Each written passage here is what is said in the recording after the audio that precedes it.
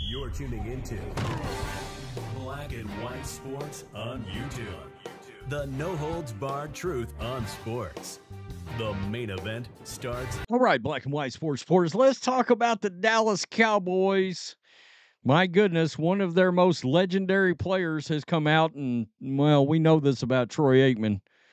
Troy Aikman does not pull any punches, and he certainly does not care about anybody's feelings. And I, for one, appreciate this kind of commentary. Actually, I appreciate Troy Aikman's commentary more than I did as him being a quarterback of the Dallas Cowboys back in the day. But there's one thing Troy Aikman knew how to do. He was accurate in a time when accuracy wasn't so great in the league because, well, you could still mug wide receivers and guys weren't open across the middle in the way they are now. And he knows how to win championships. Of course, Jimmy Johnson and the triplets won 3 titles, right?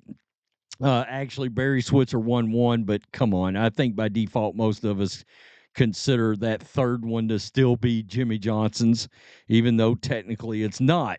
Now, in case you're not realizing this, the Dallas Cowboys are in a mess right now.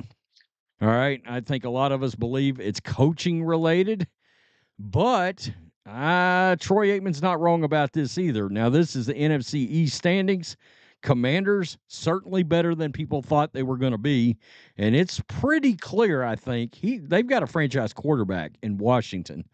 So no longer can the Dallas Cowboys just be like, well, we'll get right on the Commanders and the Giants. Well, it's going to be hard to get right on the Commanders, and even the Giants at times look scrappy, especially on defense. Cowboys are 3-3. I mean, there's still time to pull this out, but when you look at the schedule, yikes. Cowboys have some real tough games ahead of them. Niners, that's certainly not a gimme for a win. Falcons, that's going to be a toss-up. Eagles, kind of in the same place as the Cowboys right now. Coaching is suspect with Mike McCarthy and Nick Sirianni. Houston Texans, you got to figure that's a loss. Commanders, all of a sudden, a toss-up. Yeah, they'll probably beat the Giants. Probably.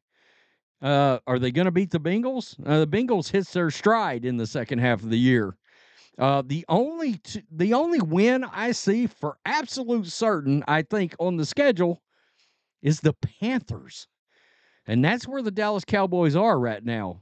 In case you're wondering, Dak Prescott is currently graded out as the 22nd best quarterback on PFF in the league. So, yesterday, Troy Aikman went out there and he absolutely demolished the Cowboys wide receivers, more specifically their route running. Now, we know Troy Aikman had an unbelievable work ethic, still does. I mean, in commentating, getting ready for games, and, of course, off the field. He's a grinder. As a beer company, I mean, my God, he's in better shape than he was ever was as a player right now because of the grinding. So he's calling out the Cowboys wide receivers, and he's saying they have made life on Dak tougher because they are terrible at running routes. Now, we'll look at some Cowboy fan reaction to this, but I happen to agree with him. Number one, I'm going to tell you right now, how often did you hear this with Amari Cooper? No, Amari Cooper is one of the best route runners in the NFL. And I have contended, yes, CeeDee Lamb has come along, and that's great, but I still believe that actually trading Amari Cooper was ultimately an issue for this team. And his numbers, Amari Cooper with Dak, go look the numbers up. I mean, they're pretty astonishing. And we've seen the numbers without Amari and with Amari for Dak. And it's very different. Before they got CeeDee Lamb, hell, it was nightmarish. This is what Aikman said. I think the routes are terrible. I think they run terrible routes, and I've thought that beyond this year. And I think CeeDee's got to improve in his route running. And as a quarterback, if you're not certain where guys are going to be consistently, it's hard to play the position.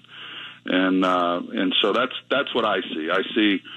I see guys lazy coming off the line of scrimmage. Sometimes they run. Usually if they do, it's because they're anticipating they're going to get the football in that play. But if they're not, they don't, and it all ties together. And so I'm not impressed with that part of it. I just finished watching the Baltimore Ravens because I have them this week. You put on a film of theirs and watch their receivers run routes, and they come off the football. And so do San Francisco's and Green Bay's and others. But it's hard to play the position if you're not certain how guys are going to run routes or where they're going to be. And I'm not speaking for Dak. Dak may say, "Hey, I think everything's amazing," but as a former quarterback watching it, it's got to get a lot better. Okay, you heard that. As a former quarterback, it's got to get a lot better. As a former 3-time Super Bowl winning quarterback, and look, for all the things I've ever thought about Troy Aikman as a quarterback, the one thing that we can stand on is he was accurate at a time when he was all-time accurate, at a time when a lot of guys weren't accurate. You know, if you had a 58% completion percentage, you were in the middle of the pack, maybe even a little better back when Aikman played. Now, there's no excuse. The defense is not like it used to be, and guys are open going across the middle, but he's saying the routes are lazy, and that is a huge problem. He's literally questioning effort, that these players are literally not using hustle, not giving the right amount of effort in order to make Dak's life easier. Seriously. It's crazy. I got to tell you, I will continue to say it. I think your two biggest front runners for Bill Belichick is going to be the Dallas Cowboys and the Jacksonville Jaguars. The Jaguars have emerged in all this too. But Jerry at some point's got to pull the trigger on a different coach. Now, how Dak would coexist with Josh McDaniels, I don't know. Because that's who he would be. That's who his offensive coordinator would most likely be.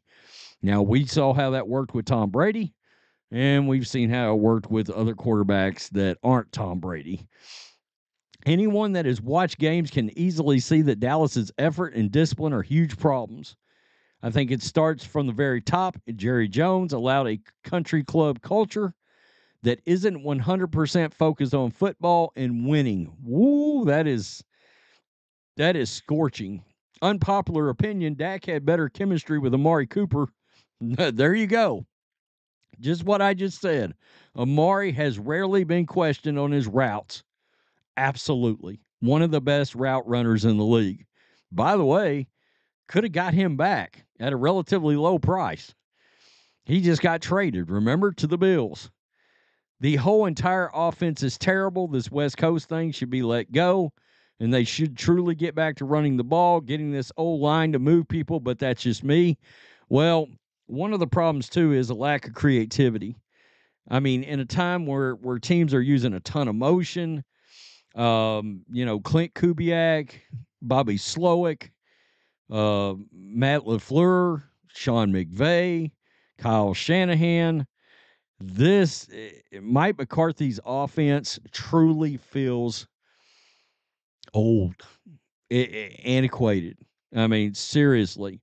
This person's advocating for Troy to become the GM, 100% control. Such a far cry from the 90s Cowboys team that terrorized the NFL whenever they went. Yeah, it's not there. It really isn't.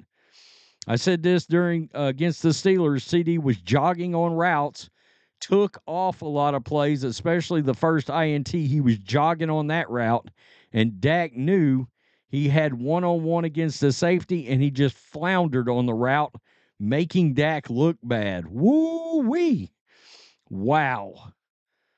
If anybody knows, it's Troy. My bet is he's not the only former big-time NFL quarterback who thinks the same thing. I'd like to hear the analysis of Brady, Breeze, and Manning. You can, and these are all guys that we know. We saw Brady absolutely get in receivers' faces over the years crushing them if they weren't in the right spot. Hell, Brady just quit throwing them the ball. It didn't matter if it was Chad Johnson or not. He was like, bleep you. I'm not throwing you the ball anymore.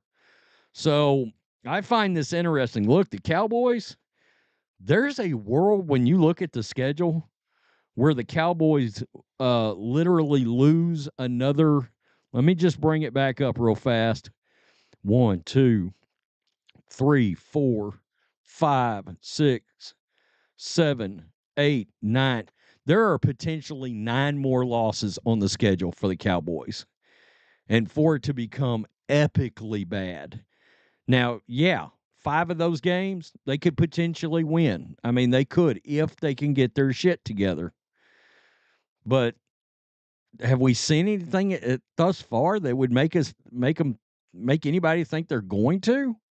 Maybe they will, and they'll rattle off 7 wins in a row and change this whole scenario.